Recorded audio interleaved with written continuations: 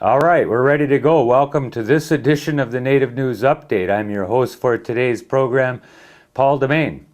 Many of the stories and information found here can be found also at our website at www.indiancountrynews.com. Here are some of the news articles for the day from the Associated Press and other Native news sources. Authorities say a Michigan State Police trooper fatally shot a man suspected in the stabbing death of a 23-year-old woman on the Keweenaw Bay Chippewa Community Reservation in the Upper Peninsula of Michigan last week. The trooper spotted the suspect's vehicle last Thursday night as tribal police and the FBI were investigating the woman's death. Police say the trooper pursued the suspect's vehicle, which crashed into another vehicle in Berga County's Leonce Township. Police say the trooper tried to arrest the suspect and opened fire when the suspect lunged at the trooper. Police say the man was shot at least once and pronounced dead at an area hospital. A 45-year-old Wolf Point man has passed away of injuries suffered in an explosion while he was working on a sewer line. The Roosevelt County Sheriff's Office says Mike Long was part of a private contracting crew working on the sewer line on a street near a tribal housing unit in Wolf Point last week. Sheriff Freedom Crawford said the explosion happened in the street in front of the building. The cause is under investigation.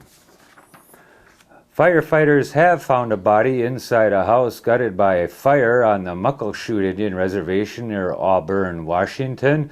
KOMO-TV has reported that the body is that of a 5-year-old girl. King County Fire District 44 spokesman Tim Percival confirmed that a body was found but refused to provide any more details. Percival says a 4-year-old boy and a 10-year-old girl were injured in the blaze, as was a 17-year-old male. Percival says the fire reported was accidental, but fire officials still do not know yet what the cause was. The U.S. Army has decided to cut off retirement pay for veterans of a largely native militia formed to guard the territory of Alaska from the threat of Japanese attack during World War II. The change means 26 surviving members of the Alaska Territorial Guard, mostly in their 80s and long retired, will lose as much as $557 in monthly retirement pay, a state veterans officer has said. The payments will end February 1st. Applications for retirement pay from 37 other individuals have been suspended. The action comes almost a decade after Congress passed a law qualifying time served in the unpaid Guard as active federal service.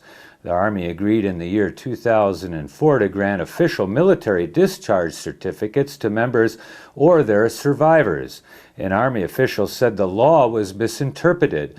The law applies to military benefits, including medical benefits, but not retirement pay, according to the Army.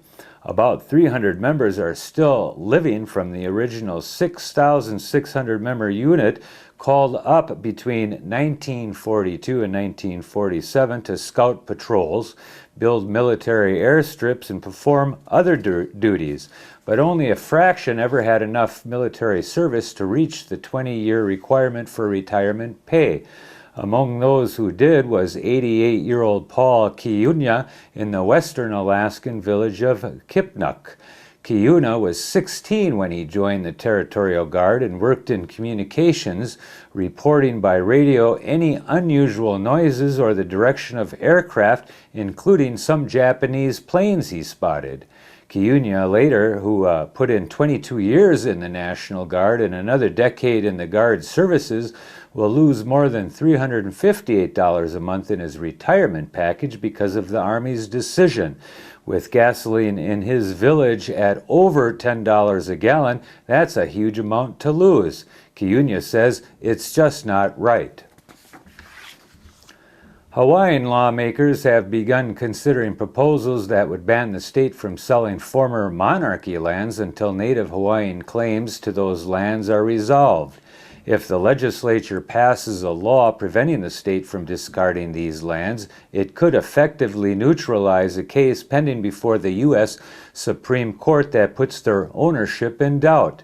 15 lawmakers on the Legislative Hawaiian Caucus heard from attorneys on both sides recently as they weigh whether to pass a law putting a moratorium on ceded land sales.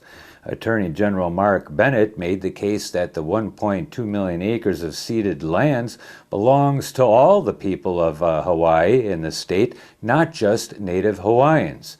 Some lawmakers, especially those on the Hawaiian Caucus, are suggesting a measure that would either entirely prohibit sale or transfer of ceded lands unless the federal government passes a law to reconciliate wrongs done during the 1893 overthrow of the monarchy. Check out some of our other offerings in the digital players at IndianCountryTV.com. We have a short piece with Menominee tribal activist Ada Deer in the featured digital player, lambasting the growing prison population in the United States. And we have a new feature by Nish TV in the Powwow Circuit Powwow TV digital player on a powwow dancer and outfit designer that is doing positive things for her community. We also have 3 new programs provided in the last week in the LCO TV channel featuring Alan Miller and Dino Barber of New Post, Wisconsin, fishing on the Chippewa Flowage, and another program on Joe Parker, out of prison and getting a second chance at life, building and repairing homes. All good stuff at Indian Country Ground Zero right here, totally Indian. All right, that's it for today's edition of the Native News Update. Join us again soon. Thank you.